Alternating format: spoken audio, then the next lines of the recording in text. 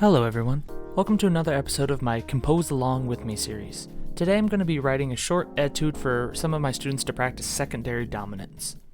I've set up a piece of music here with 16 measures, and my plan is to basically start in C major, use a secondary dominant to go to A minor for a little bit, and end the song again in C major. So to start, I'm just going to kind of write some really basic whole note chords into my music.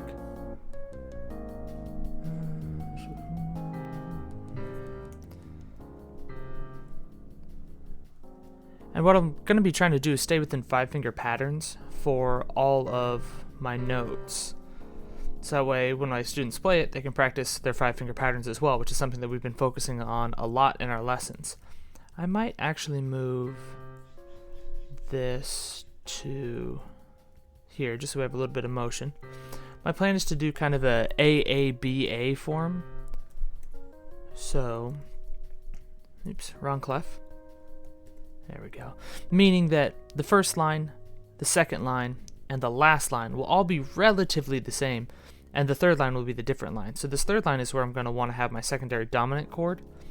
And because I'm going to A minor, my secondary dominant would be E major. Now E major has the note G sharp in it, so just as kind of a placeholder, I'm going to make sure that I put G sharp in this measure, because I know I'm going to need that within my melody. So, and then this is where we'll be transitioning to A minor, so I can copy and paste, move my chords to A minor, and then my A minor is going to transition back to G, because G is my true dominant chord.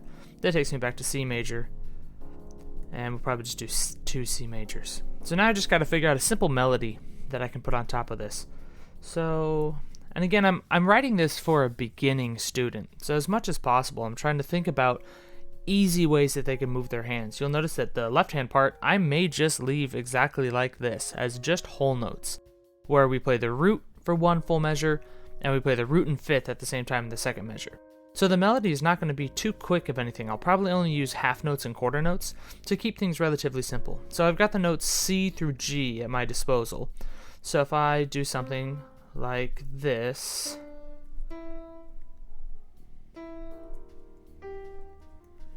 and have a fun little repeated note here. Let's just listen to what that sounds like.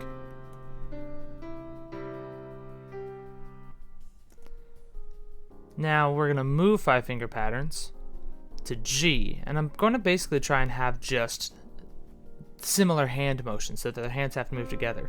So what that means is I'm going to move this up an octave, so that way their hands can move downwards in the treble clef and not have to be so high up. So say we do a similar motion. What if we just kind of work the other way for our melody?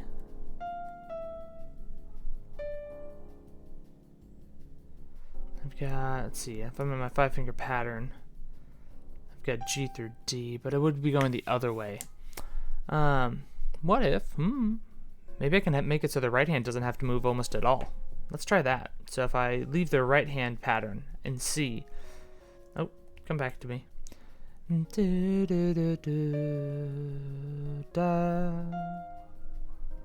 that gets our dominant chord sound right here.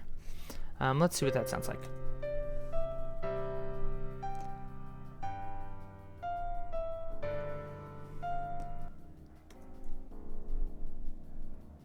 And what we could do now is work our way back down.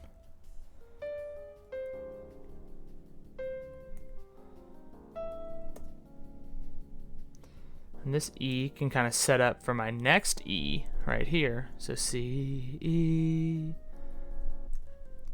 And I'll put in some finger numbers and have students practice moving 5-finger patterns here. So we can go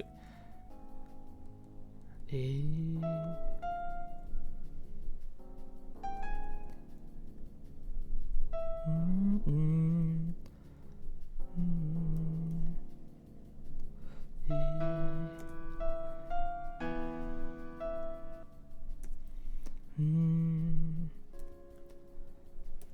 I wonder, just out of curiosity, I wonder what this would sound like if we just took that same melody from the beginning and put it here.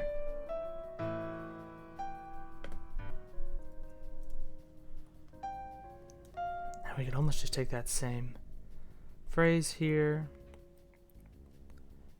and take that same phrase. And now we just need to write something to finish the song off.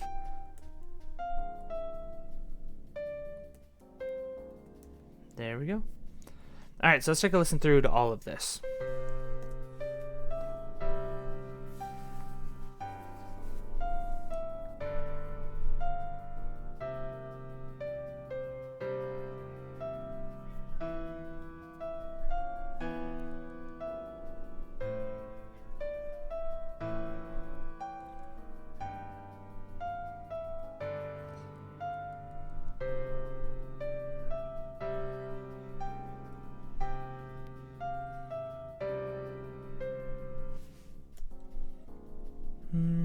Not too shabby. It's not too bad overall.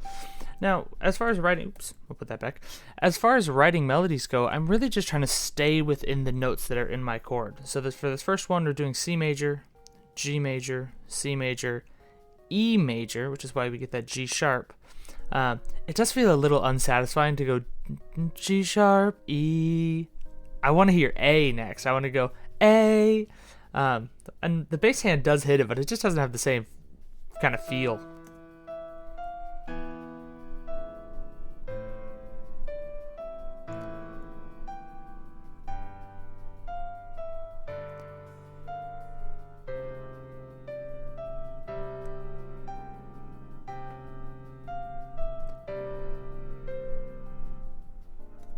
Though I do like having that kind of repeated line. I wonder if I could just make the beginning of this line the same. I tried to change it up a little bit just to have some alterations, but let's say I make all of the lines start the same way, just for consistency's sake.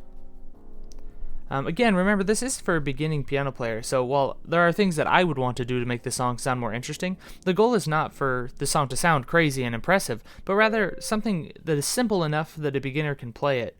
And sort of take it one step at a time and look at the notes and notice patterns. As you're playing music and as you're writing music, I think noticing patterns between your writing is one of the fastest ways you can get better. Instead of looking at notes as just individual random things that get put together, they're instead patterns. And oftentimes the music that we like to listen to the most has a bunch of patterns in it. So let's take one final listen to it with those small alterations that I made.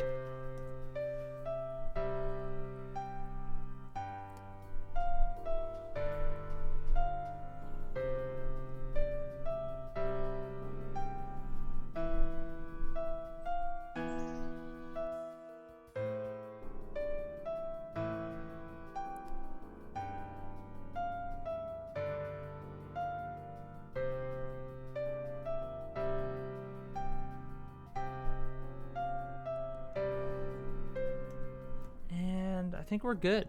The only time that they'll have to step outside of their 5-finger pattern is for this one G sharp here, and I think I'm okay with that for just a little bit of extra spice. Now, for more musicality, I'd probably add in a retardando right here, just for them to practice things like that. And let's see, and then I can make it italicized, so that way it looks a little bit more natural. And then a little bit of dynamics too, just so that they always have something to think about and something else that they can look at and learn.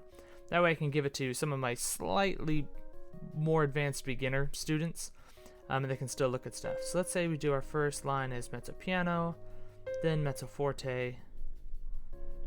This line be big and forte, nice and strong, and mezzo forte, and we'll decrescendo for the rest of this line. So you probably don't need both. Yeah, I think that'll be nice. A little bit of extra dynamics to have students think about. This practice turns into a little bit more of a left-handed workout. The right hand can stay exactly where it is on that C major 5-finger pattern, so using the notes C, D, E, F, and G, with again the one exception of G sharp, where the left hand actually has to do the most motion for this piece of music. So I think we're done with that song. As always, if you have any questions about techniques that I used in this video, or my thought process in writing songs, or about programs that I used to do this, please do leave comments in the section, or leave questions in the comment sections below. I'd love to answer any of those, and I'd love to be able to have more discussions with people who watch my videos. I am happy to answer any questions at all. So, as always, I look forward to working with you to build your skills from the ground up.